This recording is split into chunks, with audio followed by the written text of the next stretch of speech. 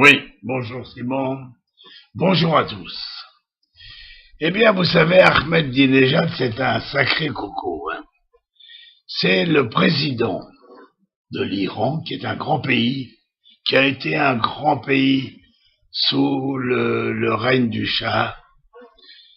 Et Ahmadinejad, rappelez-vous, 2, 3 jours après son élection dans la démocratie, la foule est descendue dans la rue pour crier au voleur, il a fraudé, il n'est pas l'homme qui a été élu, il a volé son mandat.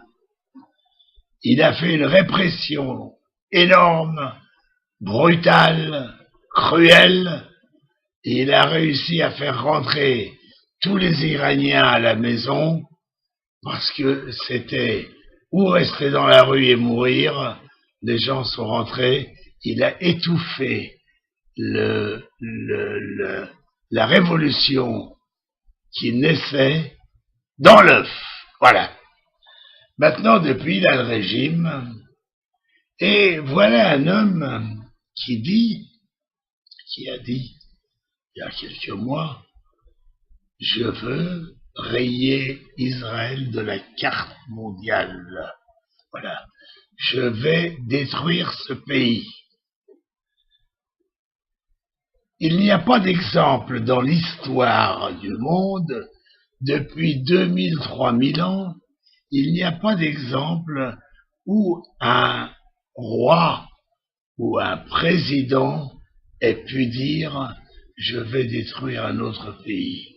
Il n'y a que nous juifs, israéliens, qui pouvons recevoir une telle menace.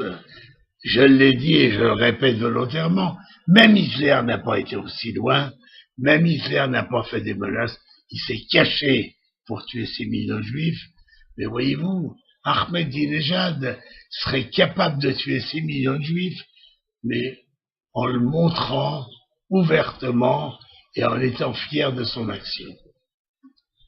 Alors, quand vous me parlez d'Ahmadinejad, effectivement, c'est très difficile, finalement, de le juger.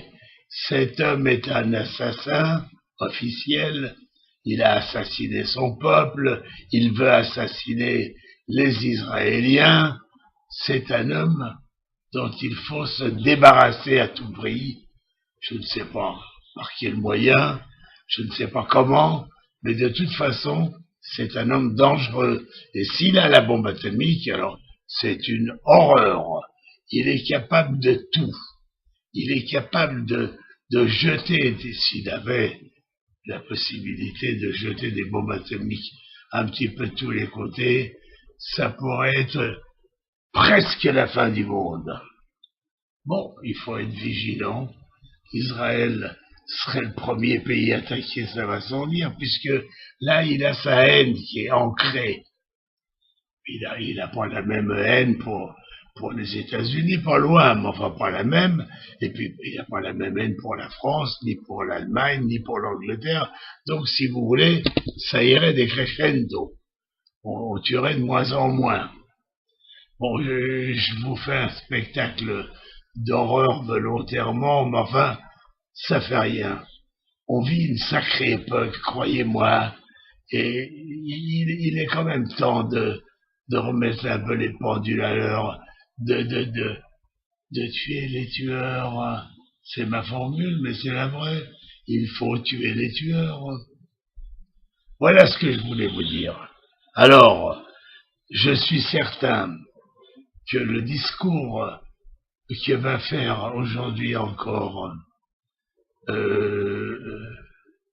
notre Premier ministre va être certainement à la hauteur, et il a des intentions, notre Premier ministre, belliqueuses.